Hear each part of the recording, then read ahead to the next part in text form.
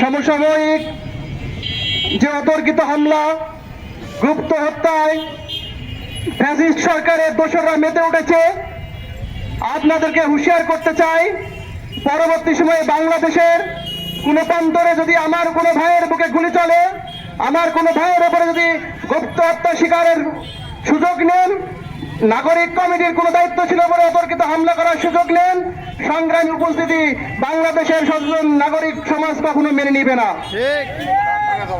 আমরা 24-এ যেমন ফ্যাসিস্ট বিতাড়িত করেছি, পরবর্তী সময়ে ফ্যাসিস্ট দোসরদের দাঁত ভাঙা জবাব দিতে আমাদের একটু কুণ্ঠিত হবে না।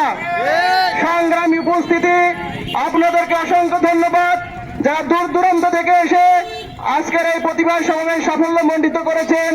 আপনাদেরকে ধন্যবাদ জানাচ্ছি। পরবর্তী সময়ে যে কোনো গণতান্ত্রিক আন্দোলন, দেশ রক্ষার্থে যে কোনো আন্দোলনে আপনাদেরকে যদি আহ্বান করা হয়, আপনারা নিশ্চিত সাড়া দেবেন এই আশাবাদ ব্যক্ত করে আমরা আমাদের আজকের এই বিক্ষোভ ও প্রতিবাদ সমাবেশ সমাপ্ত করছি। আসসালামু আলাইকুম ওয়া রাহমাতুল্লাহ।